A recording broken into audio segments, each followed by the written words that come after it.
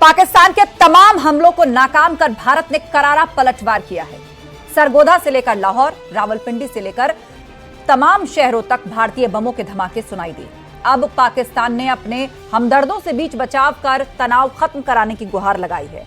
तो भारत ने साफ शब्दों में खुली चेतावनी भी दे दी है, या तो अपनी जमीन से आतंक को पनाह देना बंद करे या फिर बड़ी कीमत चुकाने को तैयार है। पाकिस्तानी लीडरशिप पर उनके ही देश में सवाल भी उठने लगे हैं, तो भारत ने चौतरफा दबाव और बढ़ा दिया है। इस पूरे माहौल के बीच सवाल यह कि गलती कर बैठा पाकिस्तान, अब अटकी जान।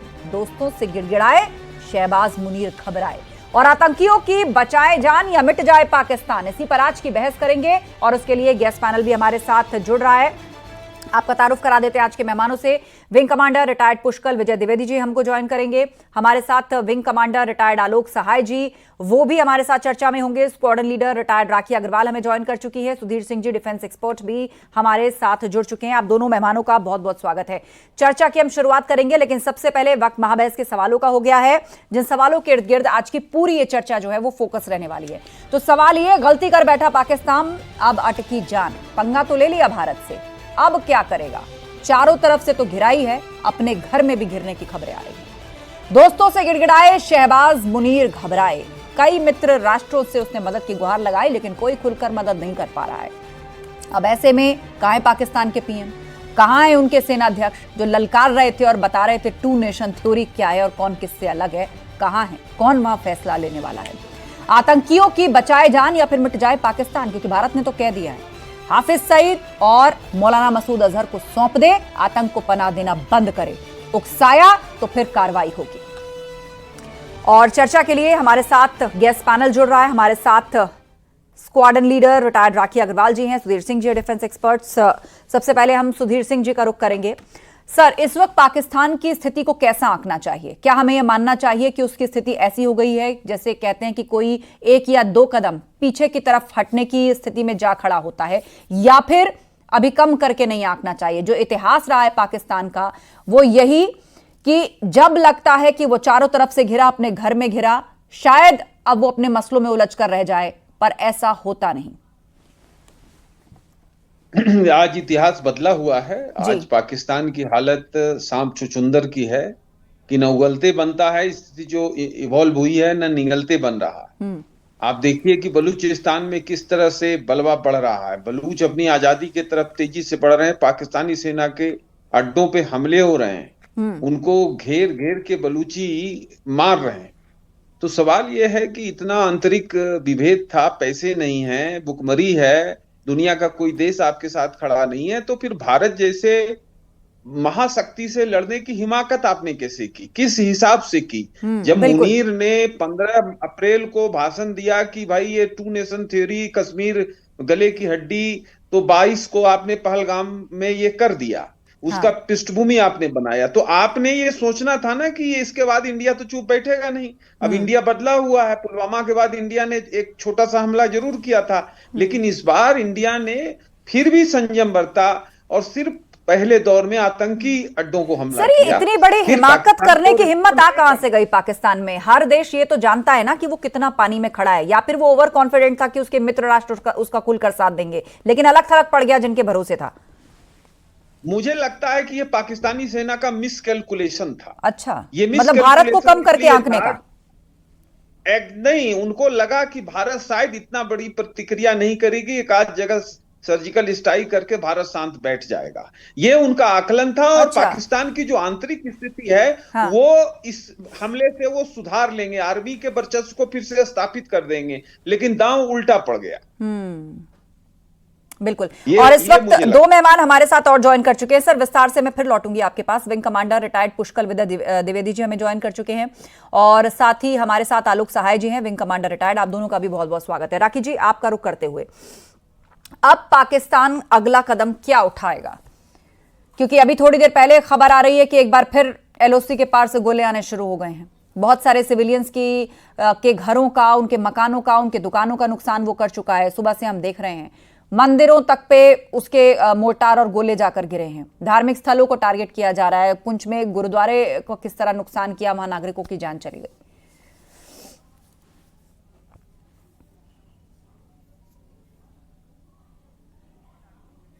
राखी जी, आपकी तरफ से आवाज म्यूट है, उसको अनम्यूट कर लें आप। मुझे सुन सकती हैं? जी जी जी।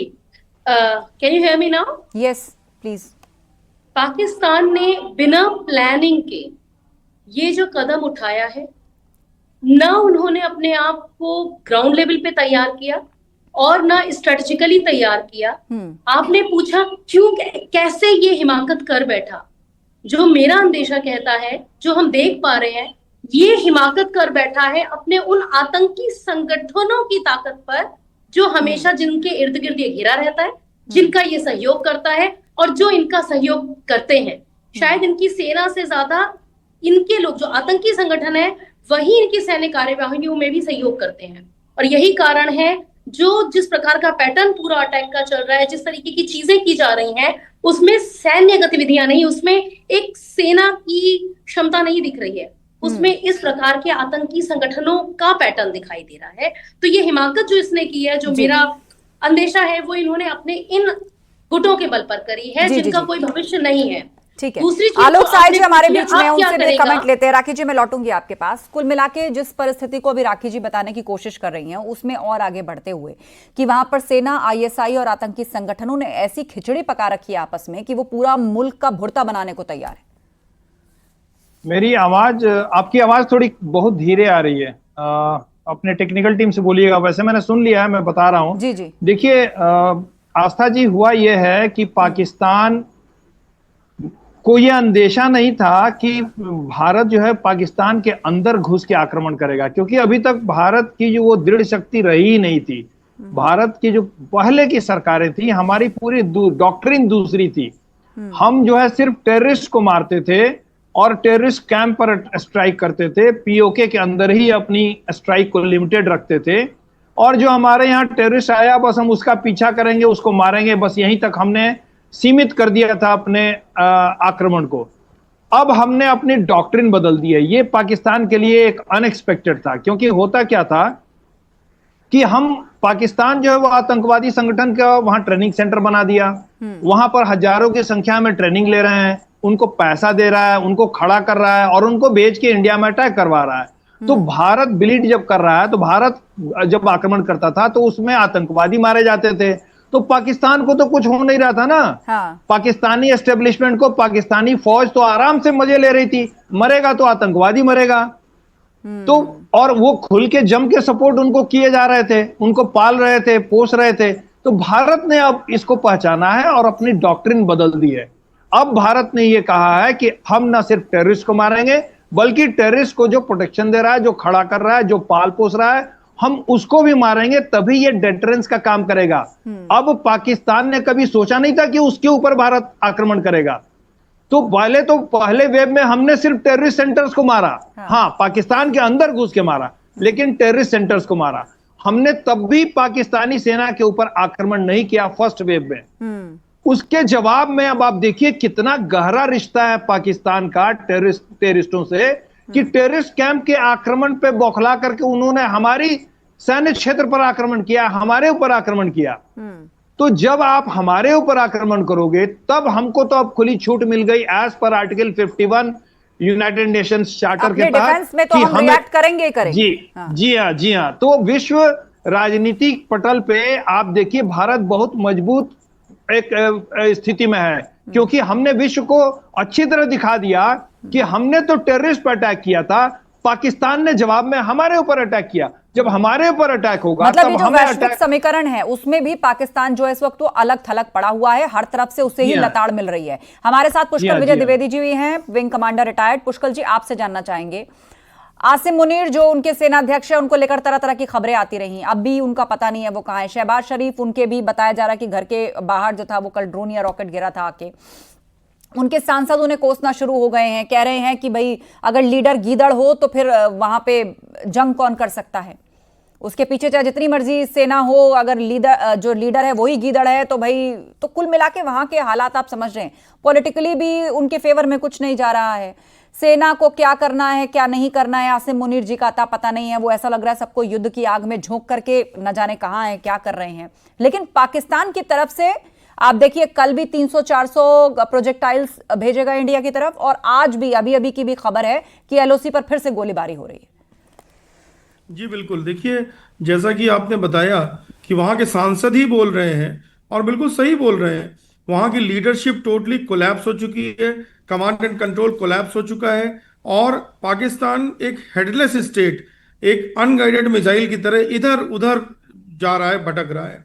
उनके पास कुछ भी नहीं बचा है सिवाय साइकोलॉजिकल प्रोपेगेंडा वॉरफेयर के, जो कि अब हमारी मीडिया और हमारे नागरिक उनको साइकोलॉजिकल वॉरफेयर में भी हराए दे रहे हैं। और जहां तक उनकी नेस्टी हरकतों की बात है, जो उन्होंने शेलिंग की है पुंछ में, उरी में, और जिस तरह से अभी रिपोर्ट्स आ रही हैं, तो देखिए एक शैतानी जो एक टेरर स्टेट है, वो उसका बेसिक नेचर डीएनए, उसके ब्लड में टेररिज्म, उसके ब्लड में नेस्टीनेस है, तो वो मानेगा नहीं। एक इनडिसिप्लिन उनके पास आर्मी है एकदम, उनकी आर्मी सेक्ट्स में बटी हुई है। तो ऐसा नहीं है हमारी तरह यूनिसन में एक डिसीजन लिया जाता है और एक एक गोली जो भारतीय सैनिक चलाता है वो जिम्मेदारी से चलाता है। उनके यहाँ सुओ मोटो अपने आप से सब अपने कमांडर बने हुए हैं। कोई ऑपरेशन लॉन्च कर रहा है, कोई ऑपरेशन लॉन्च कर रहा है।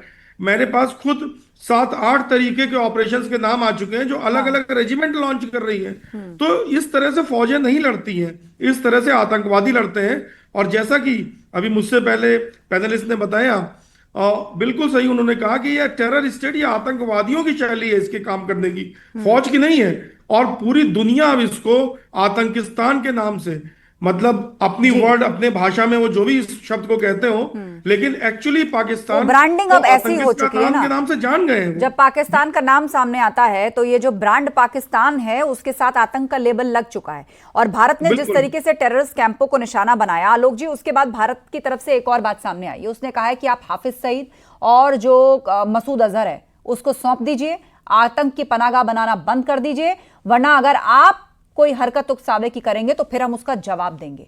अब बात रही मसूद अजहर की या फिर हाफिज सईद की, वो तो दुलारे हैं पाकिस्तान के, उनके खानदान खत्म होते हैं तो सेना वहां जाके फातिहा पढ़ती है। वही नहीं आस्था जी, आप देखिए कि वहां पर सेना के अधिकारी थे फातिहा पढ़ने वाले में, और वहां खड़े होकर के कंधा देने वालों में और नमाज पढ़ने में। तो ये कितना गहरा रिश्ता है इनका कि आतंकवादियों के आक्रमण पर पाकिस्तान भारत से युद्ध करने को तैयार हो गया है। ये कितना गहरा रिश्ता है, ये पूरा विश्व देख रहा है। और अब मैं आपको ये भी बता दूं कि पाकिस्तान अभी भी गफलत में है, अभी भी गफलत में है। भारतीय नेतृत्व ने बड़े साफ शब्दों में बोला है कि हमारा जो जवाब था वो एक सीमा में रहा, क्योंकि पाकिस्तान ने सिविल एयरलाइंस के जहाजों को प्रोटेक्शन के रूप में, शील्ड के रूप में यूज किया है। बिल्कुल, और ये तो कितनी घटिया हरकत है, आप सोचिए कितनी घटिया हरकत है। और इसका भी जवाब भारत निकाल लेगा, आप चिंता मत कीजिए। भारत पर आक्रमण पाकिस्तान ने किया है, सवाल पर आ रही भारत का ऐसा जवाब होगा आस्था जी, आप बस 24 घंटे का इंतजार कीजिए। जिस तरह से रणनीतियां बन रही हैं, पहले हम नी जर्क रिएक्शन नहीं करते हैं, हम पूरी तैयारी करेंगे, हम अपने बचाव की भी तैयारी करेंगे, सिविल डिफेंस की तैयारियां हो रही हैं, और तब हमारा जो आक्रमण होगा पाकिस्तान की रीढ़ टूट जाएगी। जी हाँ जी।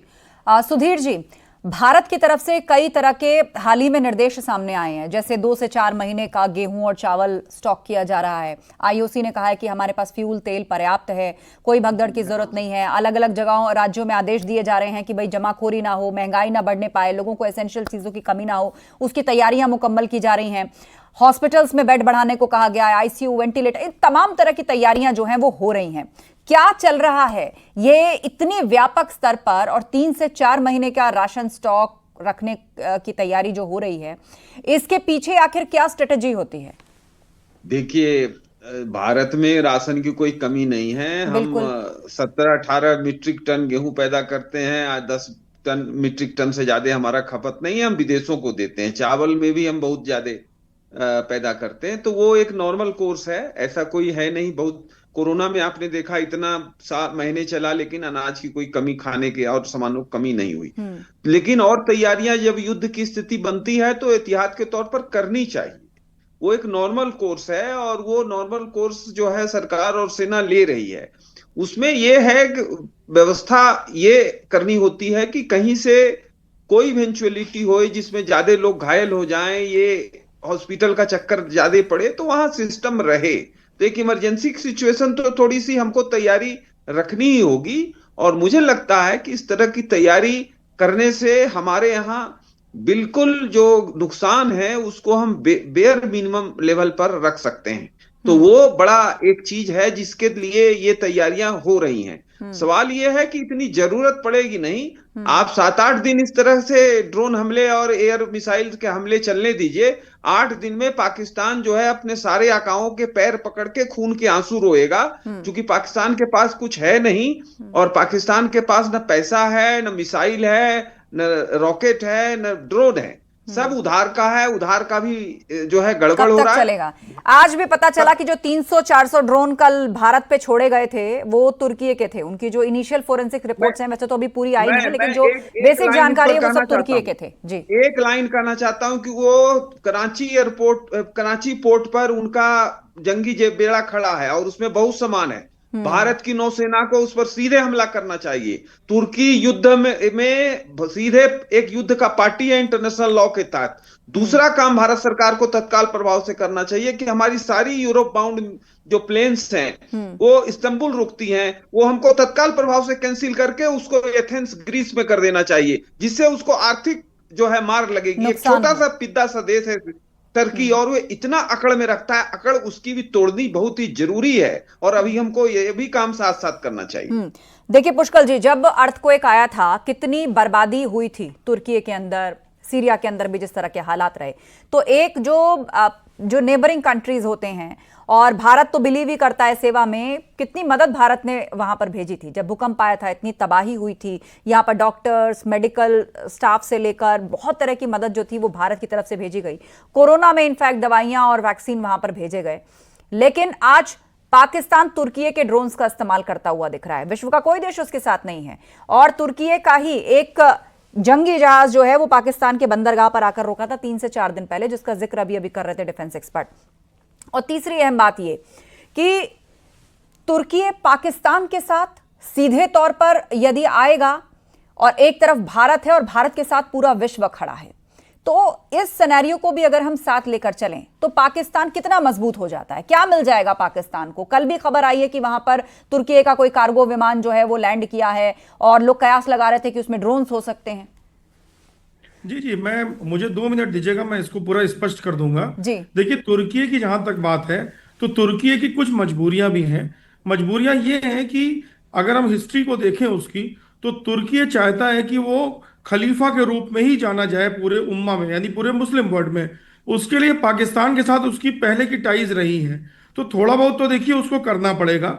जो वो कर रहा है उसको हम इस नजर से देख सकते हैं कि ये उसकी मजबूरी है। जो उसने किया है कल, देखिए तुर्की और भी हेल्प कर सकता था।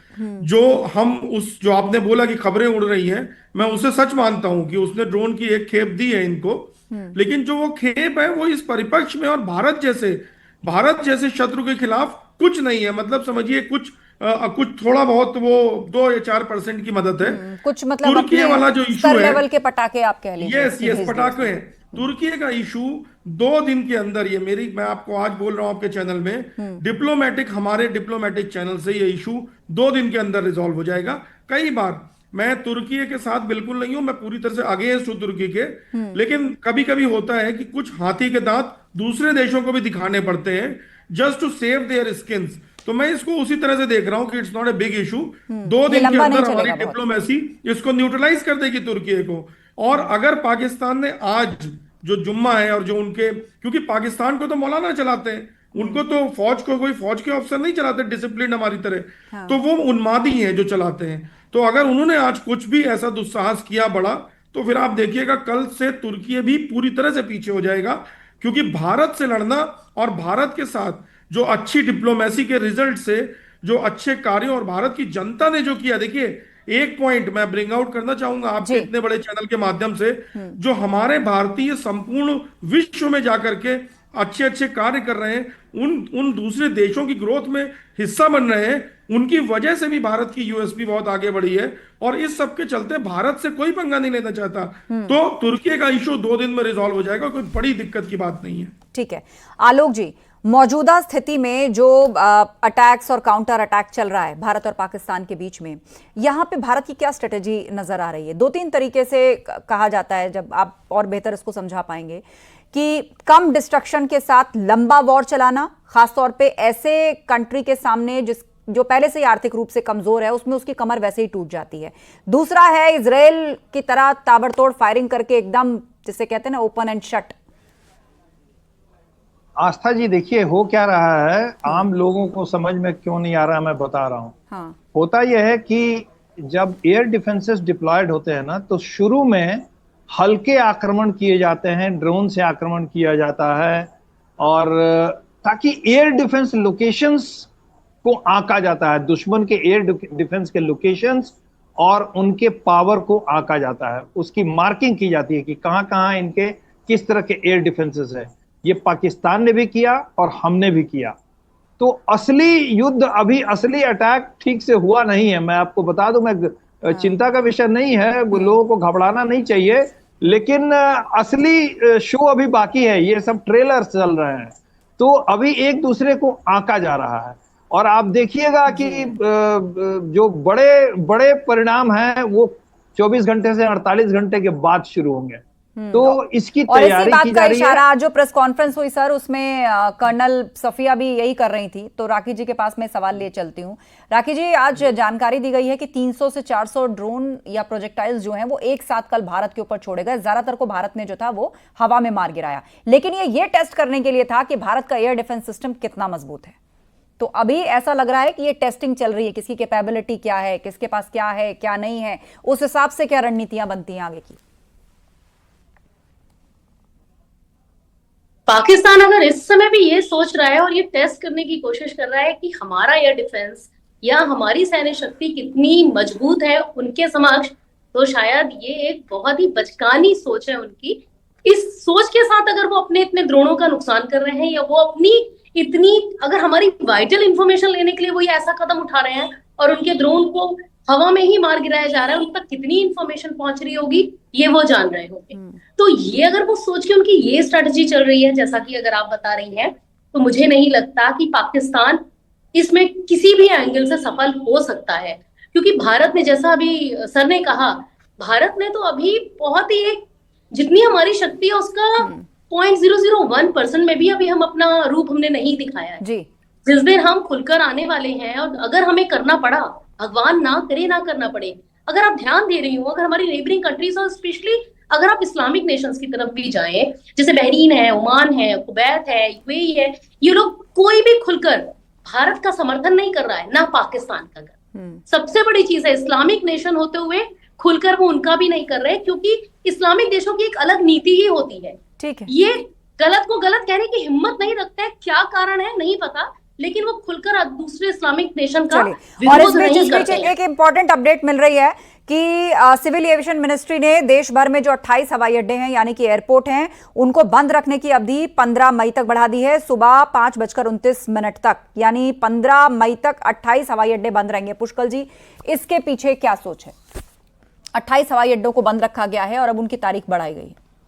देखिए, होता क्या है ना कि जब भी कभी ग्राउंड, आलोक सर कुछ कहना चाहते हैं? जी जी, आलोक जी। पुष्कल जी बोलिए। जी जी, मैं कह रहा था कि जब भी ग्राउंड टू एयर स्ट्राइक और ग्राउंड टू ग्राउंड स्ट्राइक होती है ग्राउंड बेस्ड वेपन से, या फिर एरियल कॉम्बैट होती है, तो पैकेजेस बहुत बड़े होते हैं, यानी कि 100 एयरक्राफ्ट एक एक तरफ से जाते हैं। एनिमी साइड से भी पाकिस्तान एयरफोर्स के पास भी अच्छी संख्या एयरक्राफ्ट की है। तो एक समय में एरियल सिनेरियो ऐसा होता है कि 150-200 जहाज एयर पे होते हैं और उन सबके वेपन सिस्टम्स एक्टिव होते हैं, ग्राउंड के वेपन सिस्टम एक्टिव होते हैं। तो ऐसे में कोई सिविलियन एयरक्राफ्ट अगर किसी टारगेट में आ जाता है या कोई मिड एयर कोलिजन हो जाता है, तो बिना मतलब की एक सिविलियंस की लाइफ का लॉस होता है। तो कोई भी सेंसिटिव सरकार, भारत सरकार का एक कदम बहुत सराहनीय और पूरे अंतर्राष्ट्रीय इंटरनेशनल एविएशन वर्ल्ड में इसकी तारीफ हो रही है कि उन्होंने सही इंस्ट्रक्शन सही समय पे लिए, जिसे कहते हैं optimal use of air space. तो optimal use of air space यही होता है कि ऐसा नहीं कि मुझे आज थ्रेट नहीं लग रही लेकिन मैं आज बंद कर दे रहा हूं, ऐसा नहीं है। जब मुझे थ्रेट लग रही है, जब मुझे लग रहा है कि इनको प्रॉब्लम होगी, तब मैं उनकी रक्षा के लिए बंद कर रहा हूं। जितना मुझे टाइम मिल रहा है वो सेफ पैकेज मैं दे रहा हूं और मिनिमम रिस्क रूट्स डिसाइड कर रहा हूं। ये सारा बहुत ही एक तरीके से सेना का, वायुसेना का ये कार्य होता है और मैंने भी वर्षों ये कार्य किया है। ये बहुत ही मेटिकुलस एक एक्सरसाइज होती है जिसमें पूरे वेपन सिस्टम, पूरे ईएम स्पेक्ट्रम और पूरे थ्रेट परसेप्शन, इंटेलिजेंस को मिला करके डिसीजन लिए जाते हैं। तो ये बहुत अच्छा डिसीजन सरकार द्वारा लिया गया है नागरिकों की और संपूर्ण विश्व के नागरिकों की सुरक्षा के लिए। बिल्कुल, और मुझे लगता है कि लगातार इस बड़ी कवरेज में आगे भी बड़े अपडेट सामने आते रहेंगे। आप सभी इस चर्चा में जुड़े, बहुत बहुत धन्यवाद इस चर्चा में शामिल होने के लिए। तो भारत ने बिल्कुल साफ शब्दों में खुली चेतावनी दी है कि या तो अपनी जमीन से आतंकी पनाह को बंद कर दे पाकिस्तान, या फिर बड़ी कीमत चुकाने को तैयार है। पाकिस्तानी लीडरशिप पर उनके देश में सवाल भी उठने लगे हैं। भारत ने चौतरफा दबाव बढ़ा रखा है। पूरे माहौल के बीच सवाल यह है कि अब गलती कर बैठा है पाकिस्तान और अटक गई है उसकी जान। महाबहस में इतना ही। खबरें जा रही हैं, आप बने रहिए हमारे साथ।